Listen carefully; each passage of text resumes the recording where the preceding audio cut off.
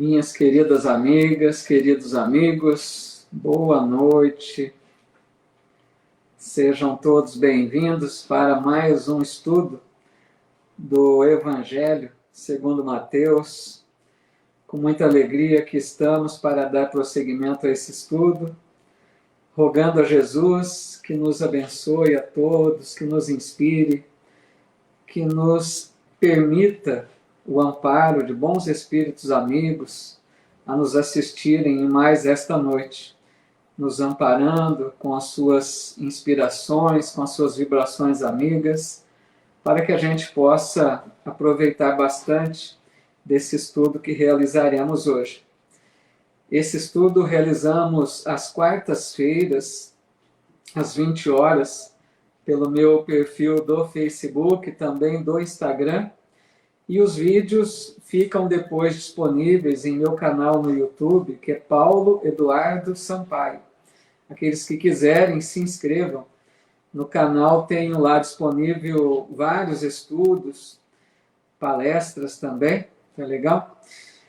E deixo aqui, desde já, o meu abraço fraterno àqueles que assistem esses vídeos em outros dias, não conseguem acompanhar online, mas sei que muitos amigos acompanham depois. Então, nosso abraço, nossos votos de muita paz a todos.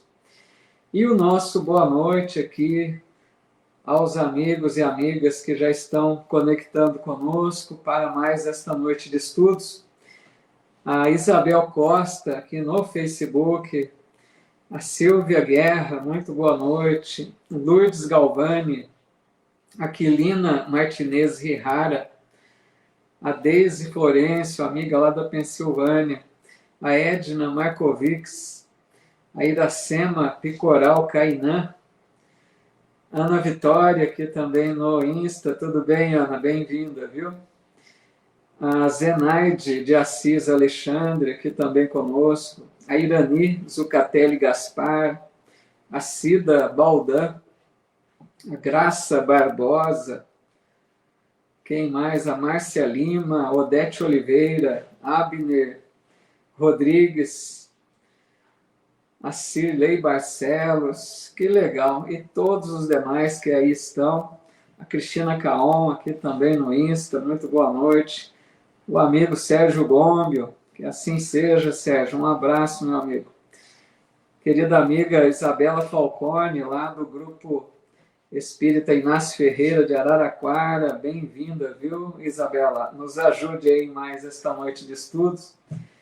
A Zuleide Carvalho também conosco, a Débora Medeiros chegando aqui também pelo Insta. Fico muito feliz com a presença de todos vocês e que Jesus nos abençoe para que o estudo seja proveitoso. Simone Menezes também aqui conosco, muito boa noite. Bom, amigos, na última semana nós não tivemos, o estudo do Evangelho, porque convidei a todos para aquela live que participei, que ficaria no lugar do Evangelho. Então, há 15 dias atrás, há 2 semanas atrás, nós estudamos aquela passagem da figueira estéril. E hoje nós vamos para o capítulo 21, versículo 23, intitulado aqui A Autoridade de Jesus. Lembrando que estamos estudando o Evangelho segundo Mateus, diretamente da Bíblia, tá? A Luci Faria aqui também, muito boa noite, muito bem-vinda, Luci. Vamos lá então, capítulo 21, versículo 23. Chegando ao templo, aproximaram-se dele enquanto ensinava, aproximaram-se de Jesus, aproximaram-se dele enquanto ensinava os sumos sacerdotes e os anciãos do povo, dizendo: com que autoridade fazes estas coisas? E quem te deu esta autoridade? Deixa eu só dar um alô aqui para a Gorete Curtis também, boa noite, dizendo aqui que foi boa a live, que legal, muito obrigado. Andréia Fernandes também, muito bem-vindo. Então, aqui, amigos, começa essa passagem dizendo que aproximaram-se de Jesus os sumos sacerdotes. Esses sumos sacerdotes eram aqueles, o mais alto nível dos sacerdotes lá do templo, né, de Jerusalém. Aqueles sacerdotes mais respeitáveis, aqueles que achavam que eram os representantes de Deus na terra, né? Era alto nível desses sacerdotes, por isso chamados sumos sacerdotes, certo? Eles aproximaram de Jesus e questionaram o mestre, perguntaram assim, com que autoridade fazes estas coisas? Porque Jesus já estava realizando aqueles prodígios, né, as curas, tantas coisas maravilhosas. E o problema, amigos, é que esses sumos sacerdotes, eles não aceitavam Jesus como vindo enviado de Deus. Esse era o problema. E o que é interessante é que eles, esses judeus, né, os hebreus, eles tinham várias profecias que falavam da vinda do Messias, daquele que seria enviado de Deus à Terra. Então, eles aguardavam esse Messias. E vejam, quando eles observam Jesus realizando tudo aquilo, eles não aceitam Jesus como Messias. Por quê? Eles diziam, Jesus era uma pessoa comum, vindo ali de uma cidade pequena, que era Nazaré, filho de um carpinteiro.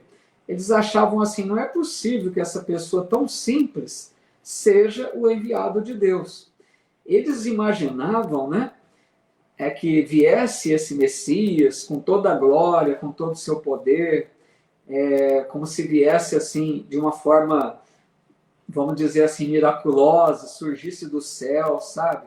Eles achavam que o Messias viria com algum sinal maravilhoso. E como Jesus surgiu, uma criança normal, filho de um carpinteiro, né, de uma cidade simples, uma pessoa comum, eles não aceitavam. Então aqui eles estão perguntando com que autoridade Jesus realizava todos esses prodígios. Em resposta, Jesus lhes disse, eu também vos perguntarei uma coisa. Se me disserem, eu também vos direi com que autoridade faço essas coisas. Olha que interessante, né? Jesus não respondeu a pergunta deles, porque eles imaginavam que Jesus iria dizer que ele era o Messias enviado de Deus. Mas Jesus, sabendo que eles estavam ali só provocando, né? Só tentando, eles queriam, na verdade, prender Jesus, né? Não aceitavam essa manifestação dele como Messias. Então, Jesus diz a eles, eu também vou fazer uma pergunta a vocês. Se vocês responderem, eu também respondo. Jesus sempre tinha saídas muito sábias, né, para fazer aqueles sacerdotes pensarem mais a respeito. Tudo bem, Elisa Pagotto, o Gerson Francisco, a Vera Luzia, Marcela Silva, que legal. Muitos amigos aqui no Insta, no Face também. Muito bem-vindos, viu, amigos? Então, Jesus coloca isso para eles, né? E Jesus diz assim, aí Jesus faz a pergunta para eles, né? Se eles respondessem, Jesus também responderia. Jesus pergunta para os sumos sacerdotes, o batismo de João era de onde? Do céu ou dos homens?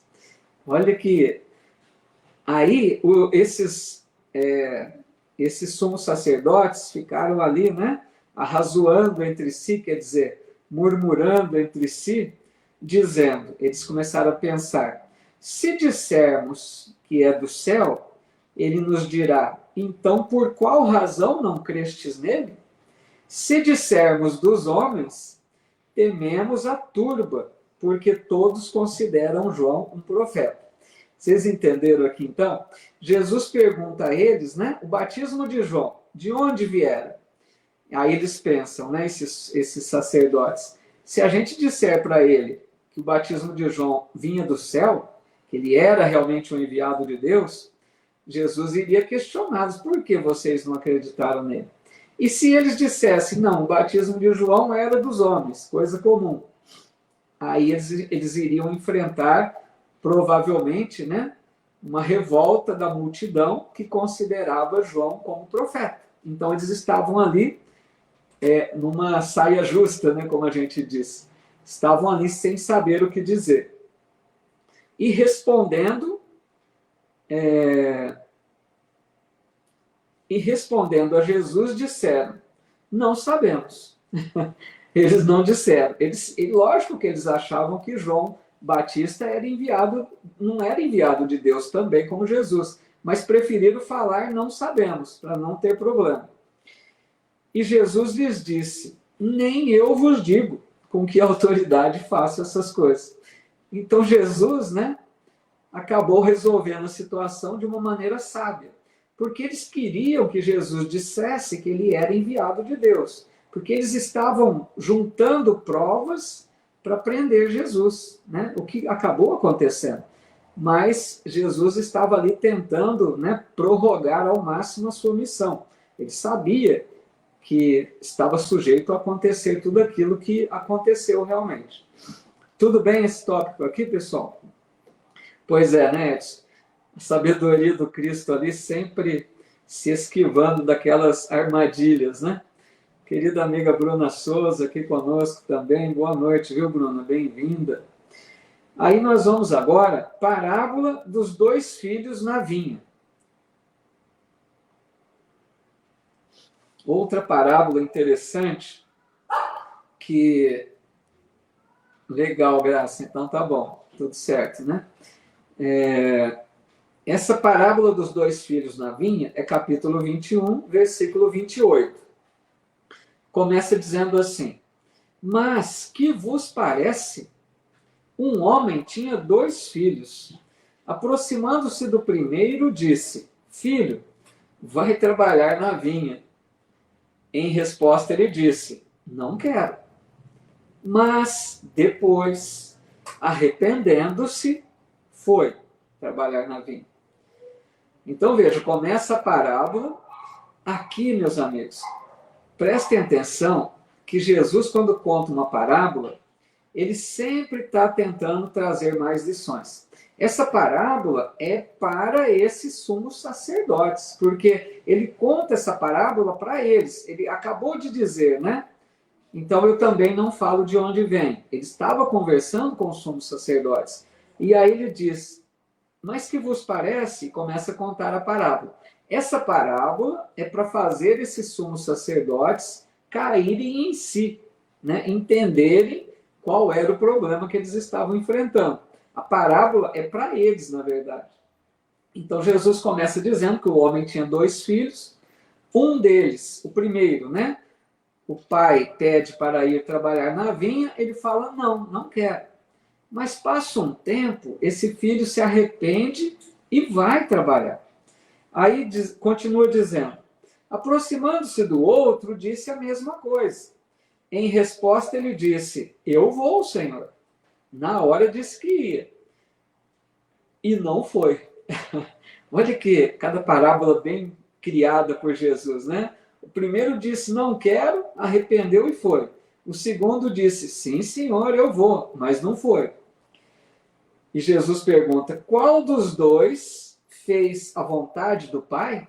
Olha só, Jesus está tentando mostrar a eles onde estava o seu problema. Qual deles fez a vontade do Pai? E eles dizem: o primeiro. Então é lógico, eles estavam certos, né? O primeiro fez a vontade. Porque o primeiro disse a princípio: não quero. Mas arrependeu e foi. Muito melhor do que o segundo, que falou respeitosamente, né? Sim, Senhor, mas não foi.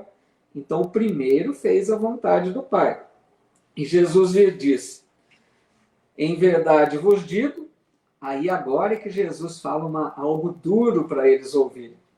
Em verdade vos digo, os publicanos e as prostitutas vos precedem no reino de Deus. Meus amigos, isso aqui foi uma fala dura para eles ouvirem. Vejam se vocês entendem a profundidade dessa frase. Jesus está falando com aquelas maiores autoridades do templo, os sumos sacerdotes, aqueles que achavam que eles eram representantes de Deus na terra, aqueles que se achavam puros, os eleitos, né? E Jesus está dizendo a eles, os publicanos, que eram os cobradores de impostos, e as prostitutas vos precederão no reino dos céus. Quer dizer o quê? Olha que bonito isso. As prostitutas e os publicanos estão no lugar daquele primeiro filho. O primeiro filho o que fez? Não quer. Agiu contra a determinação do pai.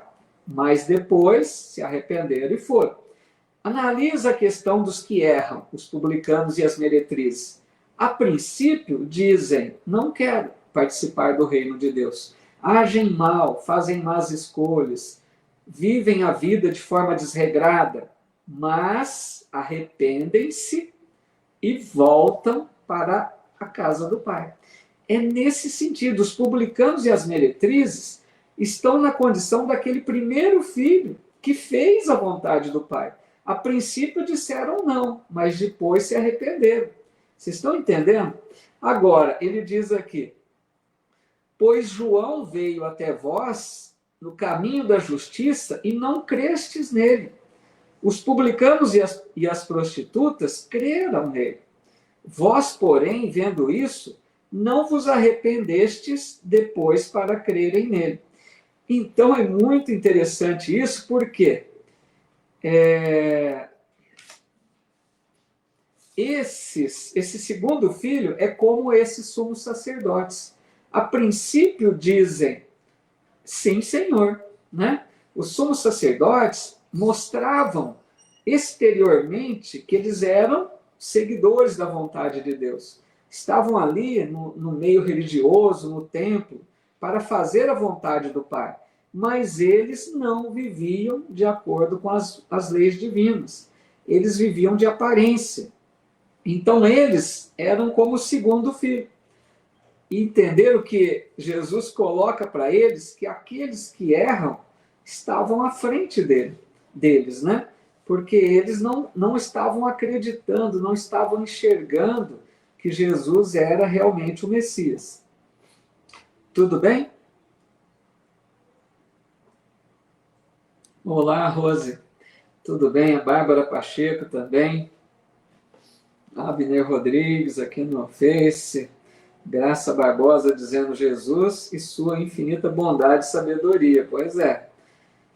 A Lucifaria também comentando, né? Jesus era polêmico, lindo demais.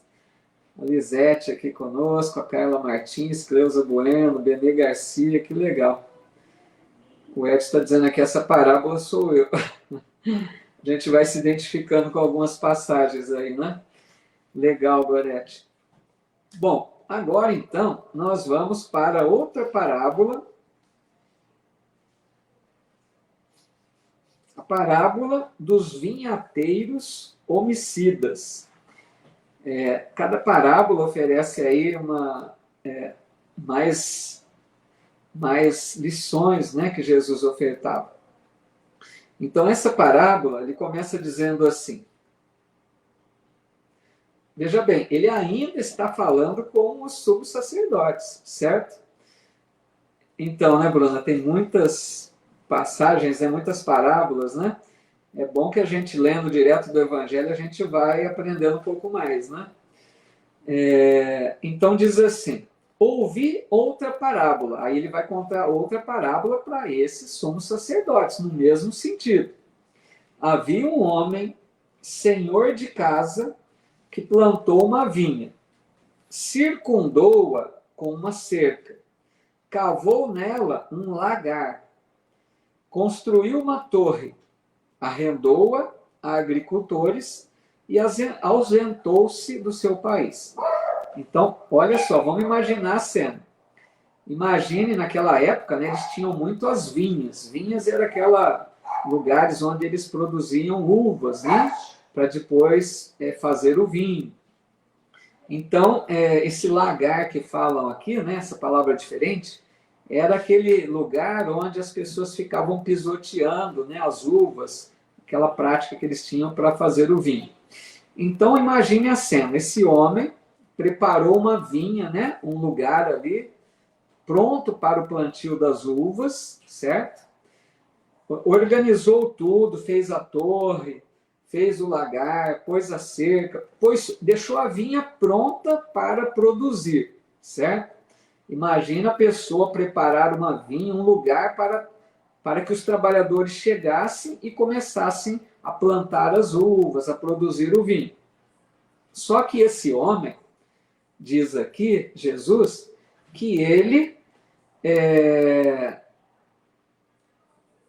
arrendou. O que é arrendar? Arrendar é ele ceder esse lugar de trabalho para um grupo, né, de trabalhadores, e essas pessoas que arrendavam trabalhavam ali, iriam ter seu lucro e iriam pagar uma parte desse lucro para aquele dono, porque o dono só emprestou para eles trabalharem, certo? Então, essa questão do arrendar é ceder, emprestar, né, para que outros usem, e eles então teriam que pagar uma parte da produção, certo? Isso é um arrendamento. Aí diz, então o homem arrendou e viajou, deixou ali a vinha para esses trabalhadores, certo? Aí diz assim, quando se aproximou o tempo dos frutos, enviou seus servos aos agricultores para receber seus frutos. E os agricultores, tomando seus servos, açoitaram a um, mataram a outro e apedrejaram outro. Outra parábola, né, intrigante, estranha, né, a princípio. Mas Jesus está querendo ensinar alguma coisa aqui que nós vamos comentar ainda. Então ele está dizendo que na época da colheita, né, que aquele homem deu tempo para eles plantarem, para eles produzirem. Então, quando aproximou-se o tempo dos frutos, aquele homem manda os servos para receber a parte dele, certo? Era arrendamento. Ele tinha direito, eles iriam pagar com próprios frutos, não precisaria ser em dinheiro, pagaria com a produção que eles tiveram, certo? Então, na hora de receber ali a parte dele, ele envia os servos, e o que fazem aqueles vinhateiros? Matam os servos, diz aqui, né? Apedrejam a um, matam a outro, açoitam outro, uma atitude completamente não esperada, né? Como assim matar aqueles que iriam lá buscar o que era de direito, né? O que era devido para aquele homem? Então, é algo aqui para a gente pensar que nós vamos esclarecer ao final. Novamente enviou outros servos, em maior número que os primeiros, e fizeram do mesmo modo. Então, ele mandou mais servos, agiram mal de novo, mataram os servos, apedrejaram. E, por último, enviou-lhes seu filho, dizendo, respeitarão a meu filho. Então, aquele homem, né, dono daquela vinha, enviou por último o próprio filho, pensando que eles, pelo menos com seu filho, iriam respeitá-lo. Mas os agricultores, vendo o filho, disseram entre si, este é o herdeiro, vamos, matemo-lo, e apoderemo-nos de sua herança. E tomando-o, lançaram fora da vinha e o mataram. Então vejam, mataram até o filho daquele homem. Jesus contando isso.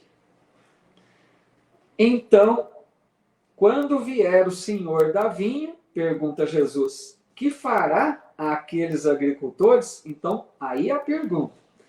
Depois de terem matado seus servos, matado seu filho, quando aquele senhor for na vinha para fazer o ajuste, tomar satisfação com eles, o que ele fará com aqueles agricultores homicidas, né?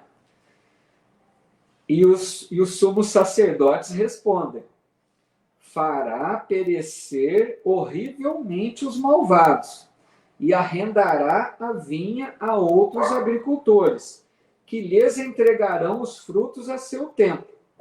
E Jesus lhes diz, nunca lestes nas Escrituras a pedra que os construtores rejeitaram? Essa se tornou cabeça de ângulo, ou pedra angular, né? Proveio do Senhor e é maravilhosa aos nossos olhos. Por isso vos digo que o reino de Deus vos será tirado e será dado a uma nação que produza seus frutos. E tendo ouvido as suas parábolas, os sumos sacerdotes e os fariseus entenderam que falava a respeito deles, e procurando prendê-lo, temiam as turbas que o consideravam profeta. Olha que parábola confusa, né, amigos? Como assim? Aquelas parábolas bem chocantes que Jesus contava. Porque ele queria passar um ensinamento aqui. Nós temos que ver por trás das letras, né? Tirar o espírito da letra, como a gente aprende com a doutrina espírita. Nós precisamos enxergar para além das palavras, penetrar no sentido mais profundo do ensino do Cristo. Então vamos aqui tentar, né, com a nossa pequena capacidade de interpretação, tentarmos compreender um pouco mais a fundo o que é essa fala de Jesus, né? A Graça Barbosa, que sempre brinca aqui, está dizendo, parece até uma pegadinha. Pois é, né? É estranho a princípio, né? Uma parábola que choca, né? Mas vamos então tentar aqui entender isso. Legal, né, Cirlei? O Evangelho de Mateus é bem completo, né? Bom, então, vamos lá. A vinha. Aquele homem tinha uma vinha e arrendou para aqueles trabalhadores. O que é, primeira coisa, quem é esse homem que era dono da vinha? Deus.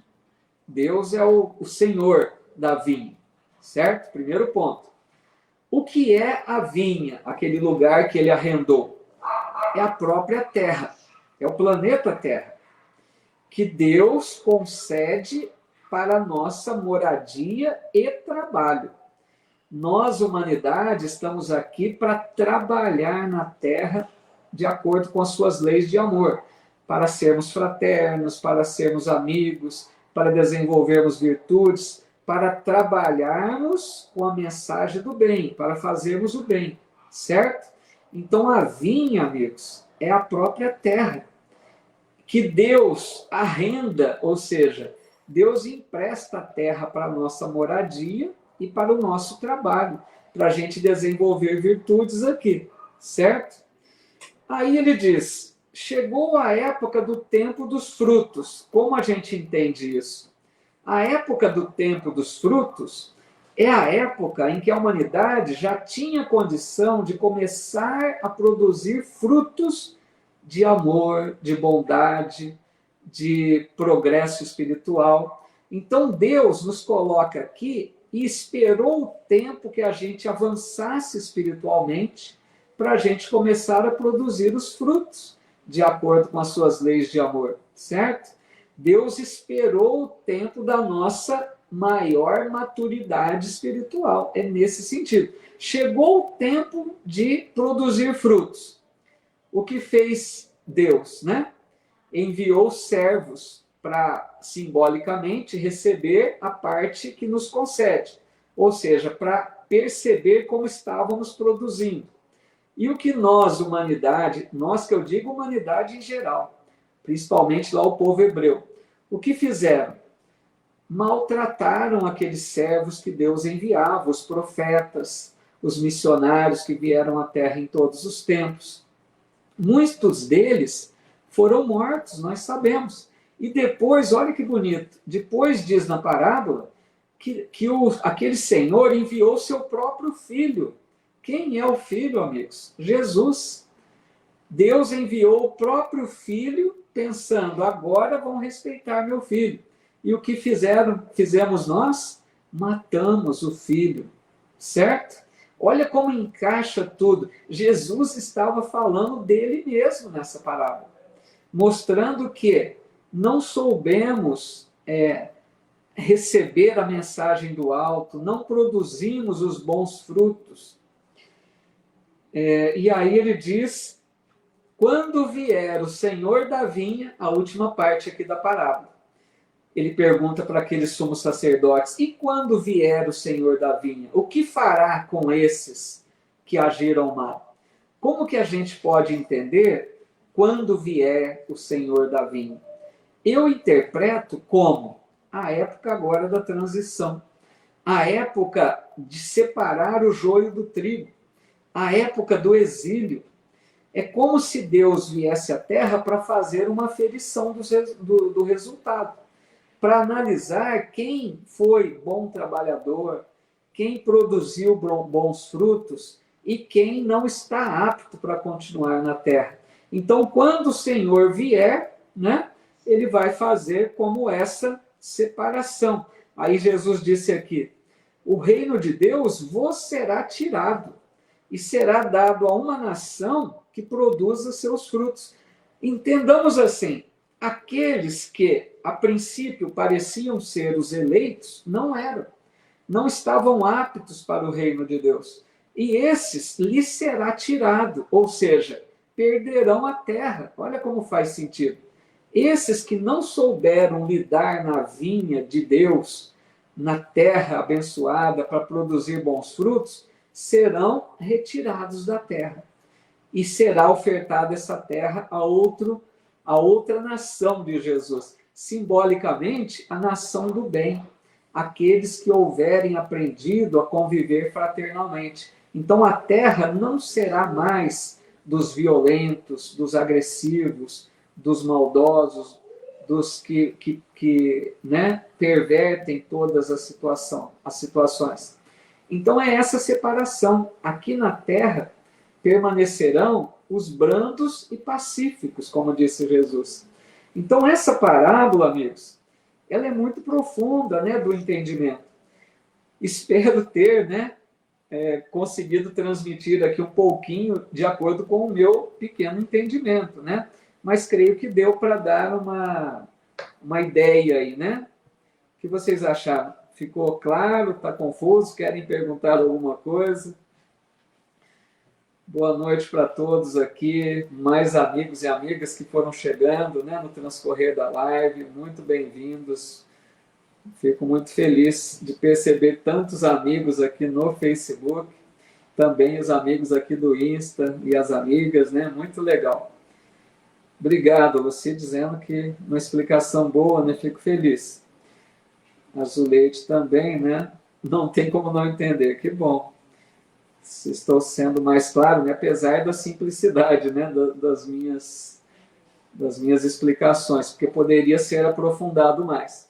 Ana Vitória também dizendo aqui, ficou muito claro, você facilita os ensinamentos da doutrina. Que bom. Obrigado, gente, mas é mais para saber mesmo, né? Se estou sendo claro, né? Porque às vezes a gente fica falando tanto tempo aqui e às vezes não consegue, né? Esclarecer, deixar isso bem mais, um entendimento mais lógico, né? Obrigado, viu? Quantas amigas aqui, mas muito obrigado pelo retorno de vocês. Vamos agora, então, seguindo, e vem outra parábola, amigos. Olá, Mônica, obrigado, viu? Muito obrigado, Gorete, por todos vocês aí. Agora vem outra parábola, também, amigos, ela tem mais ou menos, né, o sentido das anteriores. Jesus aproveita e vai colocando uma atrás da outra, né, para deixar as lições aí. Olá, querida amiga Lins Figueiredo também, boa noite, tudo bem? A Lázaro Oliveira também, que legal, Luci. A Luci está dizendo que vai explicar a parábola para o marido. Ô, Luci, você sabe que, Luci e amigos, né? Isso que a Luci está dizendo é algo importante, amigos. Todas as vezes que a gente repassa para alguém um ensinamento que a gente recebeu, a gente grava mais. Vocês sabiam disso? Porque o conhecimento, quanto mais a gente repassa, compartilha, mais a gente grava. Porque às vezes aqui vocês ouviram, né, um comentário meu, absorveram, está na mente. Mas se vocês falarem para outro, aí sim que aquele conhecimento vai ficar mais consolidado, né, para vocês. Então, essa fala da Luci é muito legal. Eu te incentivo muito a fazer isso, Luci. E outros também de vocês que quiserem, né, compartilhar um pouquinho daquilo que vão recebendo, né, que não conheciam. Isso aí vai ajudando bastante.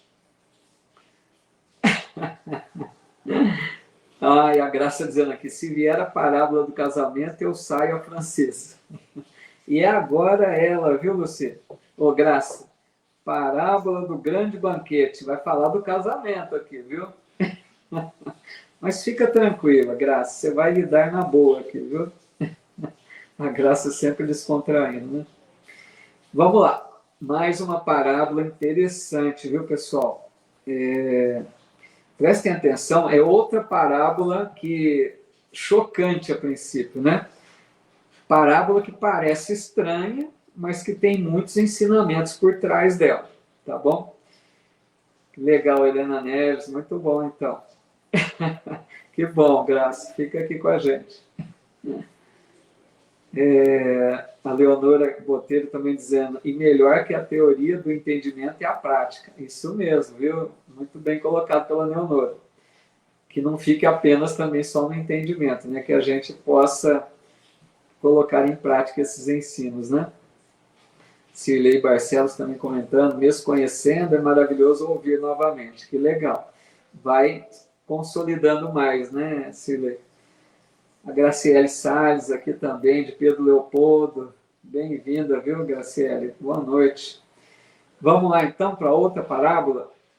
Parábola do grande banquete.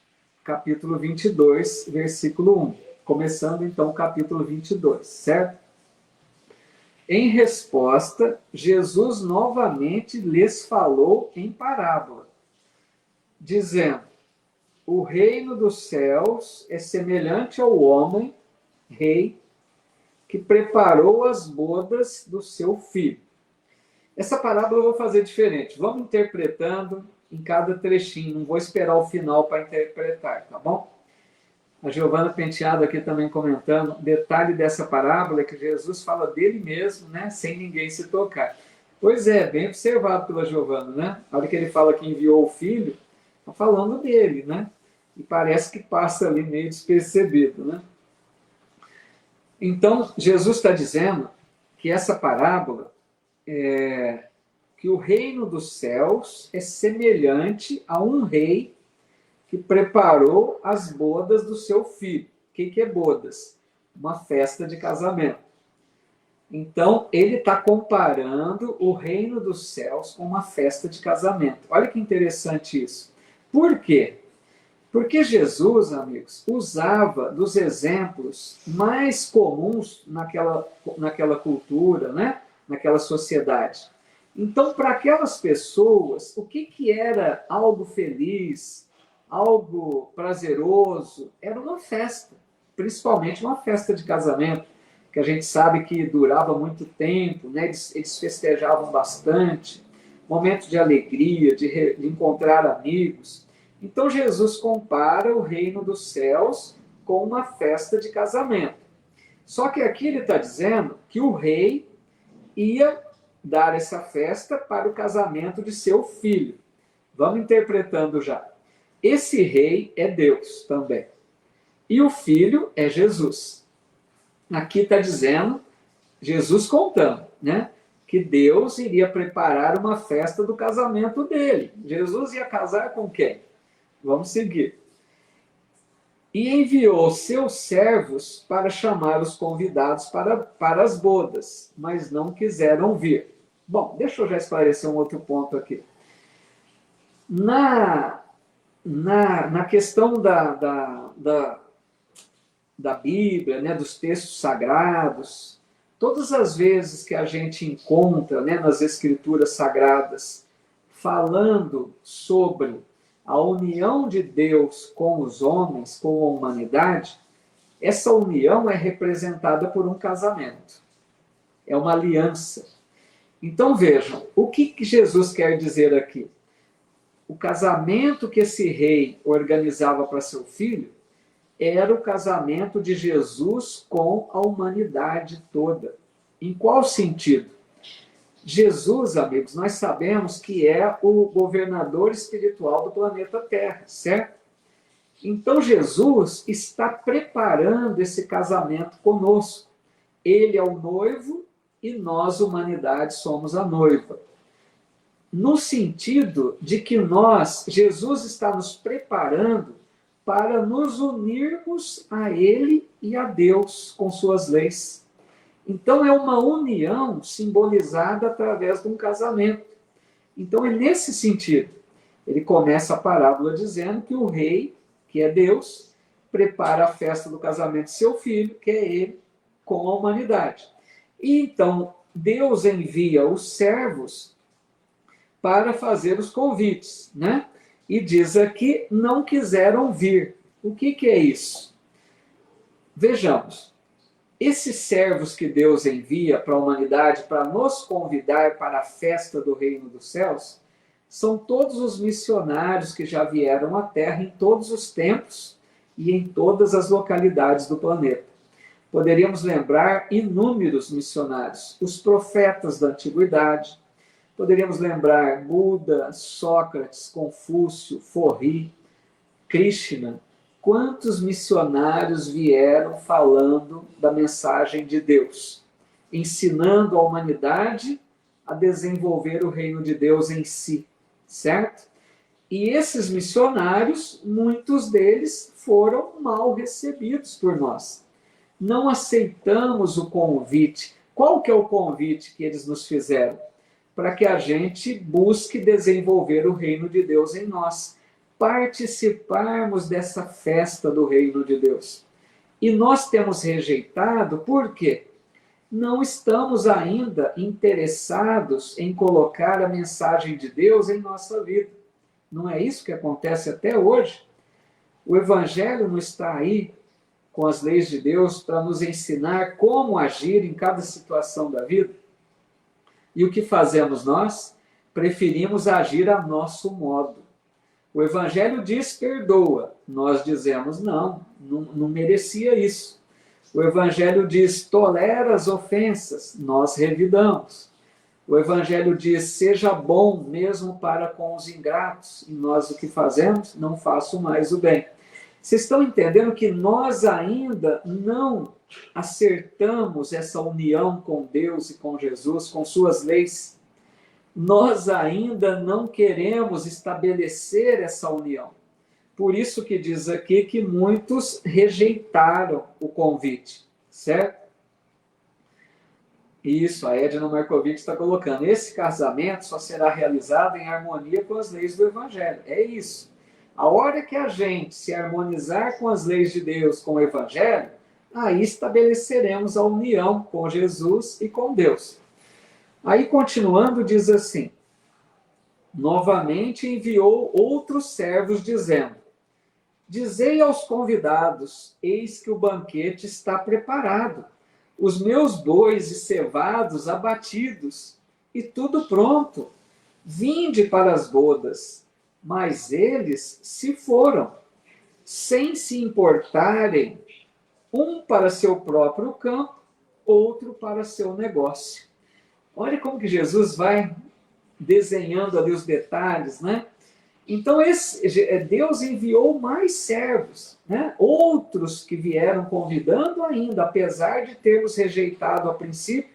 Imaginemos aquele primeiro, o povo de Israel, né? Aquele que tinha a crença no Deus único, como se eles fossem, né, simbolicamente, os primeiros convidados. Rejeitaram. Mas continuou o convite sendo estendido para todos os povos.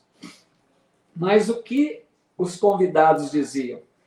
Não, eu não tenho interesse, eu vou cuidar do meu negócio, eu vou para o meu campo.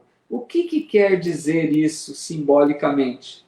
Jesus está querendo dizer que nós, humanidade, rejeitamos o convite durante tantas vezes por causa de nossos interesses materiais. Vou cuidar dos meus negócios, vou cuidar dos meus campos. Vocês estão entendendo que simbolismo bonito? Jesus está contando ali a nossa história, que nós temos rejeitado esse convite para essa união porque estamos muito preocupados com as coisas materiais que nos interessam mais do que o reino de Deus, por enquanto. E aí diz assim, o rei ficou irado. Vamos lembrar que o rei é Deus. Como assim, né? Deus ficou irado? O rei ficou irado e, enviando suas tropas, exterminou aqueles assassinos e incendiou a cidade deles. Amigos, é muito bonito isso. Jesus está colocando aqui um simbolismo, é lógico, uma metáfora. Porque Deus não fica nervoso, irritado, irado. Deus não destrói nada. O que significa isso que Jesus está dizendo? A interpretação é a seguinte: aquele povo não entenderia se ele falasse de lei de causa e efeito, de expiações. Então ele diz: o rei ficou irado, o rei mandou destruir. Mas na verdade significa o quê? Que aqueles convidados que rejeitaram o convite para continuar agindo no mal encontrariam pela frente as dores, as aflições, as dificuldades da vida, que está nesse simbolismo do rei ficou irado. Entenderam isso? Jesus está dizendo: aqueles que preferiram continuar agindo mal na sua vida e rejeitar o convite para seguir as leis de Deus, encontrarão dores, encontrarão dificuldades. É esse simbolismo do rei irado, certo? Eles não entenderiam falar de expiações, de lei de causa e efeito. Então diz a seus servos: as bodas estão prontas, mas os convidados não eram dignos. Ide, portanto, às saídas das estradas, ou, em outras traduções, ide às encruzilhadas, e convidai para as bodas a todos que encontrardes. E os servos, saindo por aquelas estradas, reuniram todos quanto encontraram, tanto bons quanto maus. E as bodas se encheram de convidados. Então vejam, se aqueles que deveriam ser convidados rejeitaram o convite, o que Jesus está dizendo? É como se ele dissesse para aquele povo chamado povo escolhido, né, os hebreus, rejeitaram. Então Jesus diz: o rei mandou chamar nas encruzilhadas. Chamem todos. Aqui dá essa ideia, amigos, que não mais só o povo de Israel, o convite seria estendido para toda a terra, como assim fez também Paulo de Tarso, que foi aquele que levou a mensagem de Jesus para os povos gentios, os povos considerados, né, que eram desprezados pelos judeus. Eles não consideravam os gentios. Então, assim como Paulo levou a mensagem para além, né, dos judeus, assim também toda a humanidade recebe o convite do alto para desenvolver, para buscar o reino de Deus. Aí ele diz: bons e maus. É no sentido assim, o convite de Deus está chegando para todos nós. Não importa se estamos em erro, nós somos convidados. Muitos são chamados, que é como ele vai terminar a parábola. Então, todos estão convidados, bons e maus. Então, levaram todos, né, para aquele lugar da festa, e aí diz assim: o rei, entrando para contemplar os convivas, viu ali um homem que não estava vestido com a veste nupcial. E disse-lhe: companheiro, como entrastes aqui sem veste nupcial? E ele se calou. Outro ponto interessante da parábola. Olha como que Jesus criava, né, uma história interessante. Pensem comigo. Se aquele rei mandou chamar todos, por que ele foi achar estranho que tinha um homem ali sem a veste nupcial? É outro simbolismo, amigos. O que representa para nós a veste nupcial? Senão o estado de alma afinizado com as leis de Deus. Poderíamos entender como o nosso perispírito, como o nosso corpo espiritual. Porque o espírito que se eleva mostra um corpo espiritual luminoso. Não é assim que a gente aprende na doutrina espírita? Nós vamos desenvolvendo luz espiritual.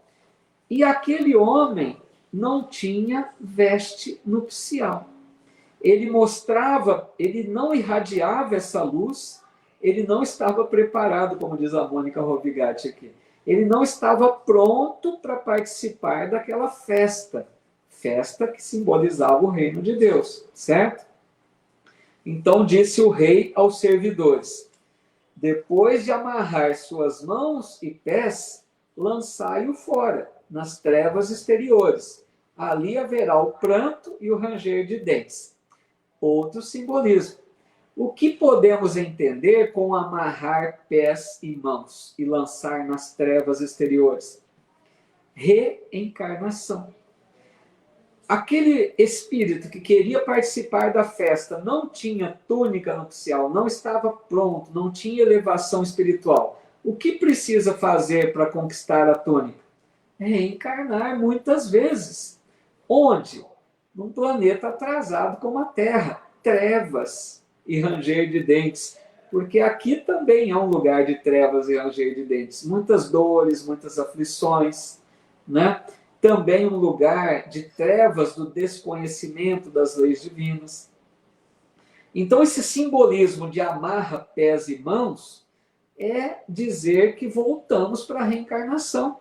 Enquanto não desenvolvermos, não costurarmos a nossa túnica nupcial, ou seja, enquanto nós não irradiarmos a nossa luz, estaremos em volta com as reencarnações, muitas vezes dolorosas, até desenvolvermos a condição de eleitos para participar da festa do reino de Deus. Olha como fica clara a parábola, que parecia tão estranha, não é?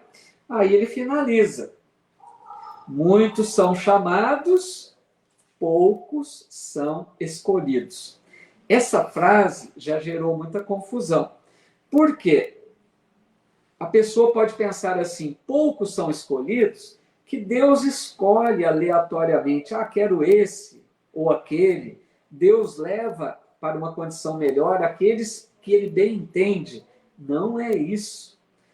Muitos são chamados, ou seja, todos nós somos chamados para buscar esse reino de Deus. Agora, poucos são escolhidos, amigos. Esses escolhidos são aqueles que se esforçam, são aqueles que lutam para conquistar virtudes, que se esforçam para passar na porta estreita, que lutam com suas imperfeições, que buscam se tornar pessoas melhores, que se esforçam para ser caridosos, que se esforçam para perdoar mais. Então, esses que vão lutando com as suas dificuldades, esses são aqueles que um dia serão escolhidos. Se fazem merecedores da escolha, certo? Tudo bem, então, amigos? E aí a gente conclui aqui o nosso estudo de hoje. Deixa eu ver aqui que tem alguns comentários no Face. Enquanto vocês lançaram aqui, eu estava em meio ao raciocínio, né? Não deu para parar. Obrigado, Carla Martins, aqui dizendo, né? Obrigado por dedicar seu tempo para nos aprimorar na evolução espiritual nesse estudo maravilhoso. Obrigado, Carla. A Fabiana Watanabe aqui conosco também, dizendo aqui, em relação à separação do joio e do trigo, nos dias atuais, a empatia é afinidade, e a afinidade está claramente à nossa frente. E mesmo estando a servir, não há muito respeito entre as pessoas. Pois é, né, Fabiana?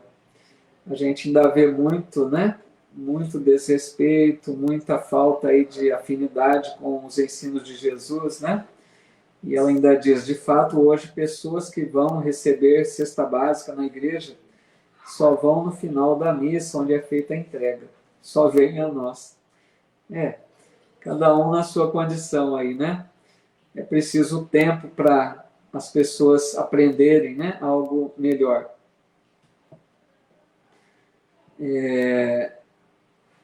A Luci Faria dizendo aqui, eu fico tão embevecida que nem pisco os olhos. Maravilhoso demais. Reencarnar. Legal, Luci. Muito obrigado, viu, pelo carinho aí.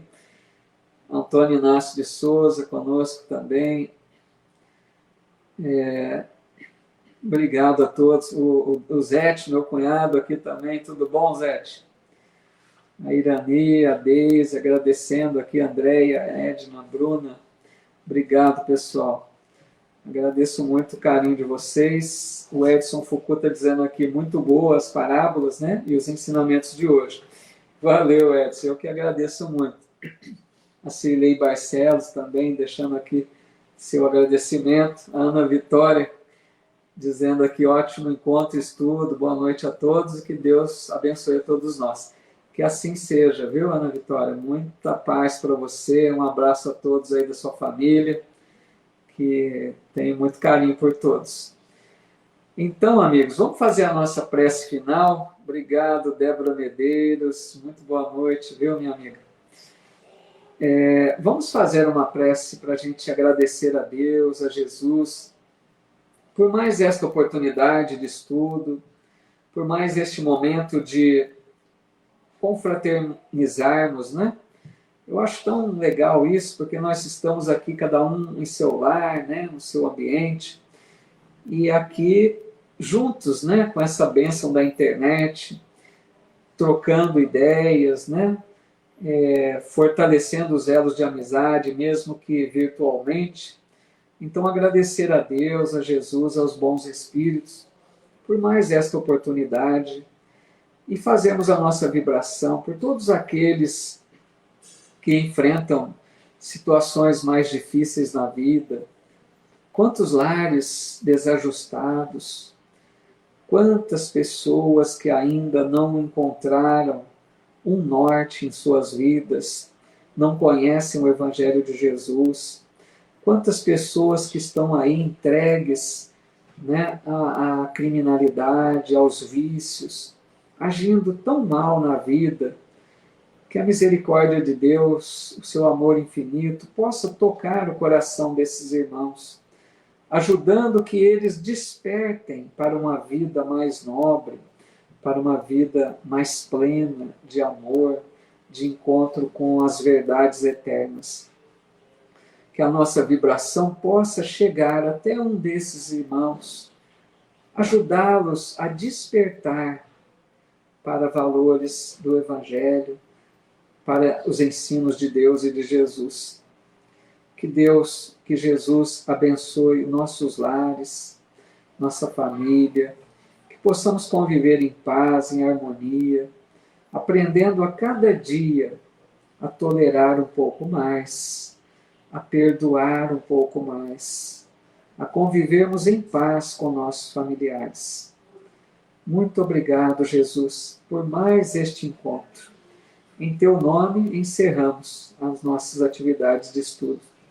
Que assim seja.